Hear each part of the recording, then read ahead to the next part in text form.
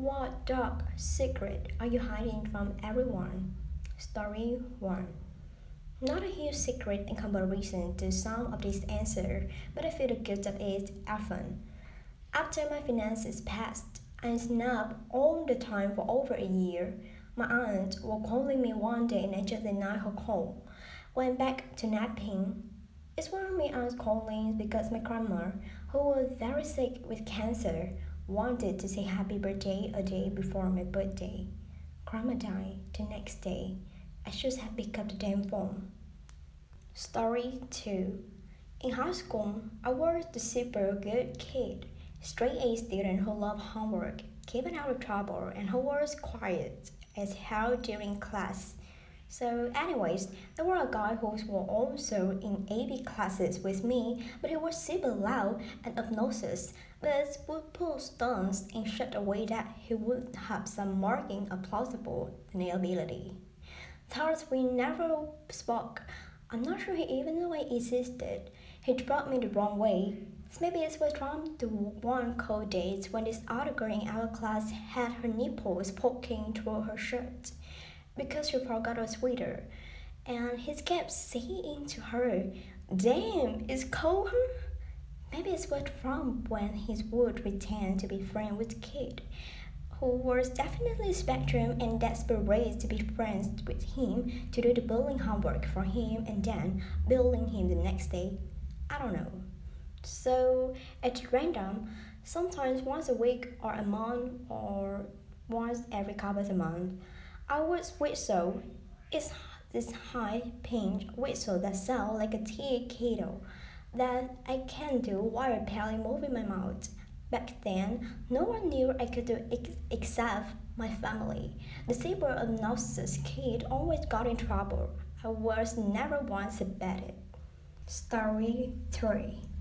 Last Christmas, Eileen, my sister, and I don't have the same father, and are technically half sisters. My sister's biological father tried to start a relationship with my mom that resulted in a pregnancy and ultimately didn't work out. The biological father is dead now, but I didn't probe any further about his identity or how he died, in case it was something traumatic for my mom to remember. So she raised my sister as a single mother at my grandma's house in the 80s. Then she met my father and they started dating and it worked out because they got married in the 90s, moved into a new house and a short time after that I was born. She told me never call my sister my half sister and should pretend only it doesn't matter because she's my sister and I'm keeping it that way. And if anyone asks about the 10-year age gap, I just tell them it's a long story. Story 4. My brother and I did a 23 and me. We discovered we have a half sibling, same father, who is older than us. I messaged them but no reply. Since the half sibling is older, it was during my father's military career, which was short-lived because he got a dishonorable charge that he hides from his family still. Story 5. Once I was young, probably around age 9 or 10, I was walking home with my dog from a house around the block when he cut the corner and walked diagonally through the yard of this super mean old lady who lives at the end of the street. She was in her yard at the time, tending to the really fancy-looking broad bushes she had growing in beds along the border with her neighbor.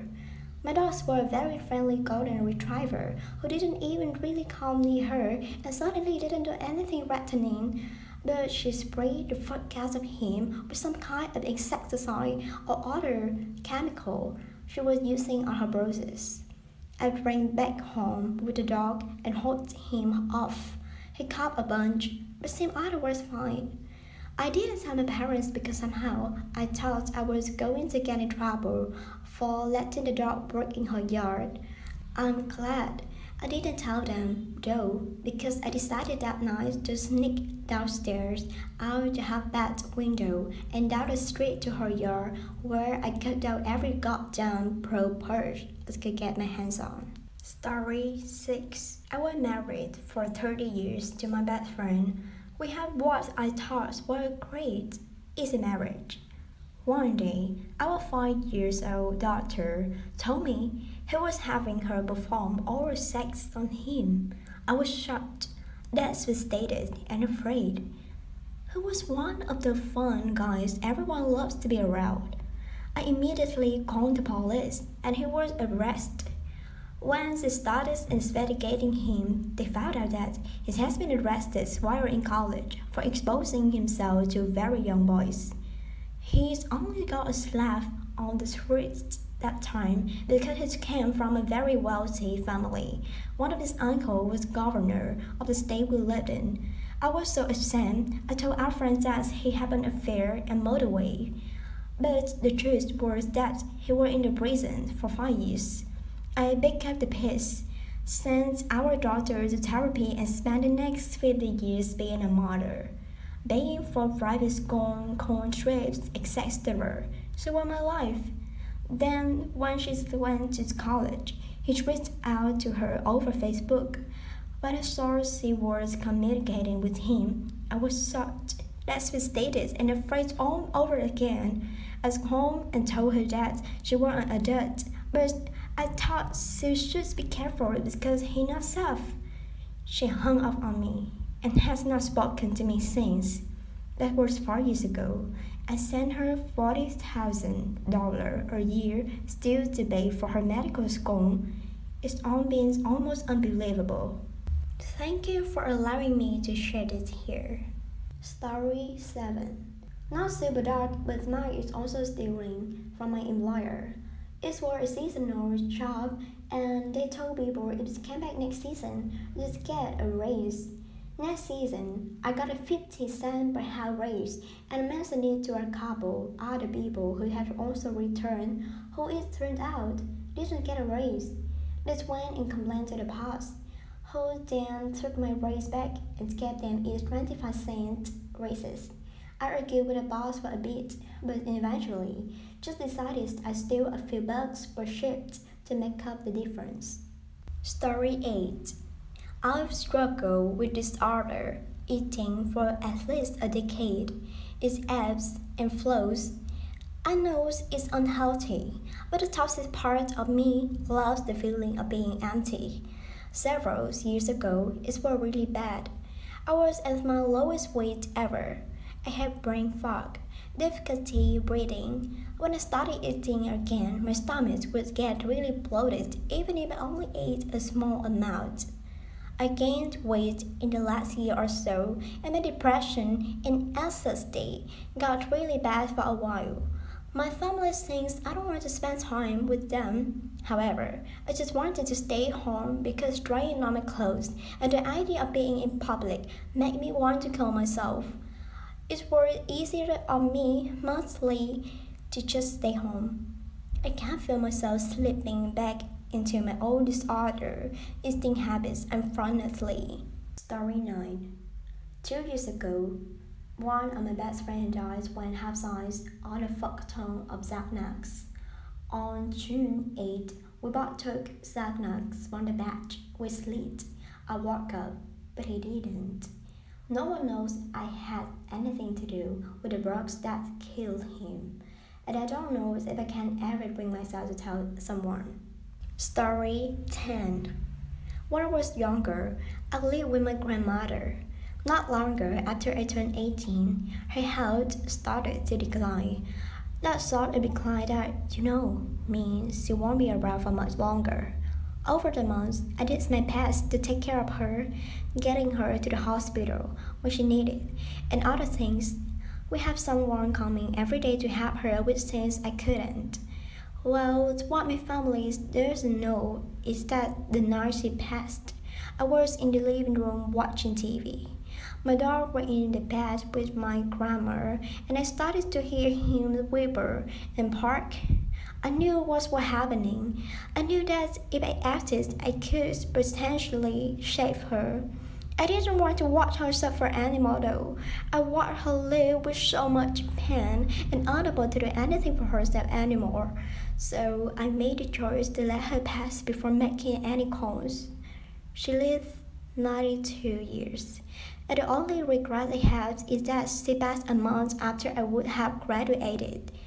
If I hadn't been kicked out of school, she had me in good enough health at the time to go to my graduation.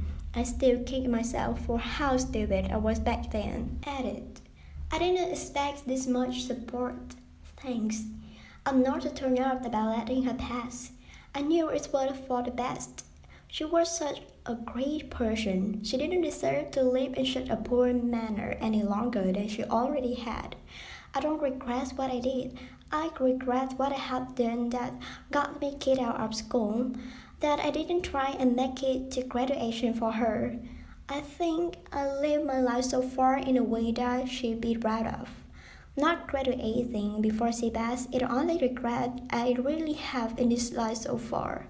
And I'm 35 now, so I think I'm doing pretty good. Story 11. When my dad died of cancer, after the painful final night, during which my brother and I took turns watching over him, we both waited to call 911. We wanted to make sure he was dead. We used that thing you put on your finger that measures oxygen in your blood to be safe. My brother and I ended up waiting a few hours, getting our bearings, crying, talking. It was surreal. When I tried to burn off the device, my dad had already gone into record modus, and his fingers wouldn't budge. That was one of my clearest memories of that day. Story 12. It's heartbreaking hearing of so many people who were sexually assaulted as children and feeling like they have no option but to hide it, lest it cause irreparable breaches between friends, family, and other close ones.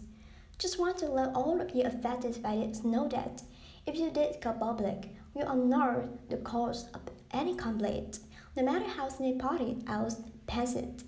You were the victim of one of the most heinous things one human being can do to another.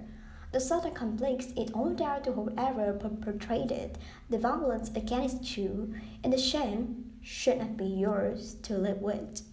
Story 13. My wife, her mom, and I bought a house about 2 years ago. Just from talking to the neighbors, I was gathered that the families who lived here before had a daughter. That's what mixed up with the wrong people. We had some random person knock on our door at night saying he needed gas. We are down a long driveway. No way the random walking up to our house to ask for help. I think he was just looking for the people who used to live here. And then another time, Sunday morning, making pancakes for the family. I get a knock on the door, and it's for service officers saying they received a 911 call that hung off, and it was from the house.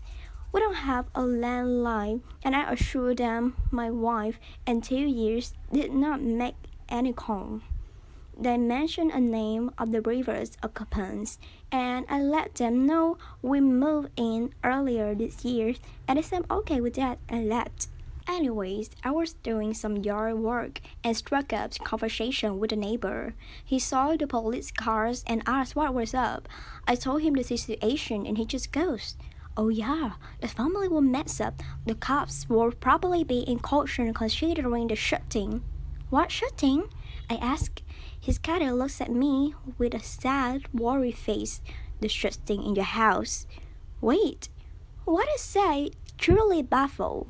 He then processed to me that about 2 years before the father in the house confronted his daughter and boyfriend he didn't like and shot and killed the boyfriend in the house.